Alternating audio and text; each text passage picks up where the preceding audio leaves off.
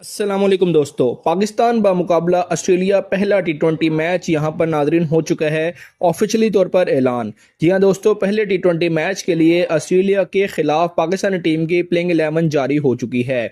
सिर्फ प्लेइंग 11 ही नहीं बल्कि यहां पर टाइम टेबल और शेड्यूल भी आ चुका है। और आपको बताते चलें, टीम के अंदर एक बड़ा ब्रेकडाउन और क्रैकडाउन सब कुछ हो चुका है। आगा सलमान ने अब किसी को नहीं छोड़ा, हर एक को चुन चुन कर आप लोग ऐसे कह सकते हैं कि उन्होंने मारा है। जी हाँ दोस्तों, कैसे मारा है वो आप लोगों को बताते हैं। पाकिस्तानी टीम की नई प्लेइंग 11 ऐलान करके सबके होश उड़ा दिए गए हैं और ऑस्ट्रेलिया के खिलाफ साफ साफ कह दिया गया है कि मुझे ये सीरीज हर हाल में चाहिए। तो नाजरीन आप देखें, अगर ऑस्ट्रेलिया को नहीं हराएंगे तो फिर हम कैसे जीतेंगे। अगर ऑस्ट्रेलिया को हराएंगे तो ही दूसरी टीमों को हरा पाएंगे, और अगर घर में ही ऑस्ट्रेलिया से हार जाएंगे तो उसके बाद के नतीजे तो आप लोगों के सामने ही हैं। अब आगा सलमान जानते हैं कि वो किसी भी तरीके से टी20 वर्ल्ड कप 2026 तक कप्तान तो बन चुके हैं, क्योंकि जो दिल में आए वही करेंगे। क्या पता यहाँ वो कामयाब हो भी जाएं, लेकिन आप लोग जानते हैं कि अगर सही तरीके से फैसले लिए जाएं तो कामयाबी को कोई नहीं रोक सकता। फाइनली वो फैसले ले लिए गए हैं और मेरिट पर फैसले किए गए हैं। आइए जानते हैं ऑस्ट्रेलिया जैसी बड़ी टीम के सामने पाकिस्तानी टीम की प्लेइंग 11, टाइम टेबल और शेड्यूल क्या है, कौन से खिलाड़ी बाहर हुए हैं और किन खिलाड़ियों की टीम में वापसी हो गई है। तो नाजरीन सबसे पहले फटाफट पाकिस्तानी कप्तान सलमान अली आगा और कोच माइक हैसन के दलेराना फैसलों के लिए वीडियो को लाइक और चैनल को सब्सक्राइब जरूर कर दीजिएगा। तो चलिए वीडियो की तरफ आगे बढ़ते हैं, लेकिन आगे बढ़ने से कबल आप सब दोस्तों से सिर्फ इतनी सी दरख्वास्त है कि आप जिस जगह, जिस शहर और जिस मुल्क से भी ये वीडियो देख रहे हैं उसका नाम कमेंट सेक्शन में ज़रूर लिखिएगा, ताकि पता चल सके क्रिकेट शौकीन दुनिया में कहाँ कहाँ मौजूद हैं। तो नाज़रीन सबसे पहले बात करते हैं पाकिस्तानी टीम की प्लेइंग 11 की। और इस प्लेइंग 11 में नंबर 1, 2 और 3 तकरीबन वही हैं, लेकिन उनके किरदार और उनसे तवक्कुआत पहले से कहीं ज़्यादा वाजिया और सख्त हो चुकी हैं। नंबर 1 पर साइम अयूब हैं, और साइम अयूब इस वक्त पाकिस्तान के सबसे ज़्यादा ज़ेरे बहस खिलाड़ी हैं। एक ओपनर, एक ऑलराउंडर और टी20 फॉर्मेट में officially number 1 allrounder. Saim Ayub की सबसे बड़ी ताकत उनकी वर्सटैलिटी है, लेकिन यही चीज़ उनकी सबसे बड़ी कमजोरी भी बन चुकी है। कभी वो बैटिंग से मैच जितवा देते हैं, कभी बॉलिंग से असर दिखा देती हैं, लेकिन मसला ये रहा है कि दोनों चीज़ें एक साथ कभी भी देखने को नहीं मिल रही। पाकिस्तानी टीम को अब साइम अयूब से सिर्फ झलकियां नहीं बल्कि मुकम्मल पैकेज चाहिए। हर मैच में कम से कम एक शोबे में नहीं बल्कि बैटिंग में मुस्तकिल परफॉर्मेंस दरकार है उनसे। टी20 क्रिकेट अब लंबे इनिंग्स का खेल नहीं रही। यहाँ 20-25 गेंदों पर बनाए गए 40-50 रन ही मैच का रुख बदल सकते हैं, बशर्ते वो सही वक्त पर आए। खुद साइम अयूब ने भी ये बात मान ली है कि अब वो इम्पैक्ट प्लेयर बनकर दिखाना चाहते हैं। लंबे इनिंग्स ना भी खेलें, लेकिन जो भी खेलें वो मैच पर असर छोड़ें।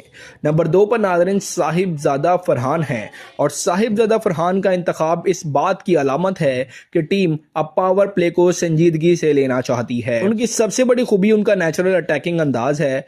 अगर पावर प्ले में साहिबजादा फरहान चल गए तो पाकिस्तानी टीम शुरू में ही मुखालिफ टीम को दबाव में ला सकती है। उसके साथ साथ विकेट कीपिंग की जिम्मेदारी भी उन्हीं के कंधों पर होगी, जो टीम बैलेंस के लिए एक अहम फैसला है। नंबर 3 पर नाज़रीन बाबर आजम हैं, और यही वो मकाम है जहां सबकी नजरें जम जाती हैं। बाबर आजम का असल इम्तिहान अब शुरू होता है। ऑस्ट्रेलिया जैसी टीम के खिलाफ होम कंडीशंस में बाबर आजम के पास एक सुनहरी मौका है कि वो तमाम तनकीद को बैट से खामोश करवा दें। अगर बाबर आजम यहाँ ना सिर्फ रन्स बनाते हैं बल्कि स्ट्राइक रेट के साथ आगे बढ़ते हैं तो ये बात तय है कि 2026 के टी20 वर्ल्ड कप में बाबर आजम किसी के काबू में नहीं आएंगे। बाबर आजम के लिए ये सीरीज करियर डिफेंडिंग भी हो सकती है, और अगर वो नाकाम रहे तो टीम मैनेजमेंट के बाद दूसरे ऑप्शंस भी मौजूद हैं, और यही दबाव बाबर आजम के लिए सबसे बड़ा चैलेंज है। लेकिन अगर वो ऑस्ट्रेलिया को घर में आउट क्लास कर गए तो फिर ना सिर्फ पाकिस्तान बल्कि दुनिया की हर टीम को दोबारा सोचना पड़ेगा कि बाबर वापस आ चुका है।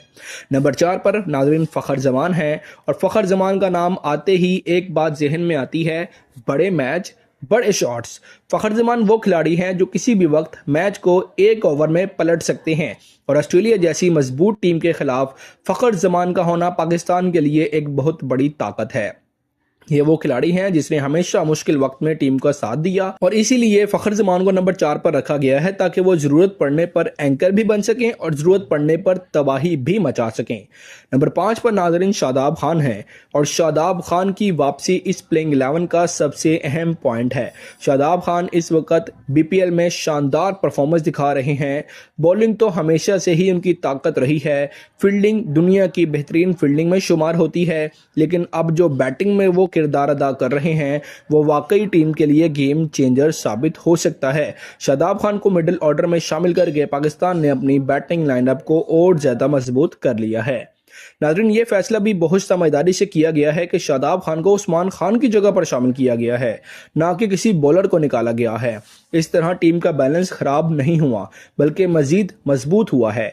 साहिबजादा फरहान की विकेट कीपिंग, शादाब खान की ऑलराउंड सलाहियतें, ये सब मिलकर पाकिस्तान के मिडिल ऑर्डर को पहले से कहीं ज़्यादा खतरनाक बना देती हैं।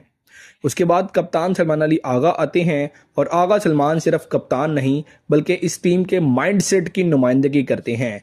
उनका इंतखाब इस बात का सबूत है कि टीम मैनेजमेंट अब नए आइडियाज़, नए कम्बिनेशंस और नए लीडरशिप स्टाइल पर यकीन रखती है। आगा सलमान का किरदार मिडिल ऑर्डर्स को संभालने, पार्टनरशिप बनाने और ज़रूरत पड़ने पर खुद रिस्क लेने का होगा। आगा सलमान के बाद नाज़रीन मोहम्मद नवाज़, और मोहम्मद नवाज़ इस वक्त पाकिस्तान के सबसे अंडररेटेड मैच विनर शामिल हो चुके हैं। नवाज की सबसे बड़ी खूबी उनकी कंसिस्टेंसी है।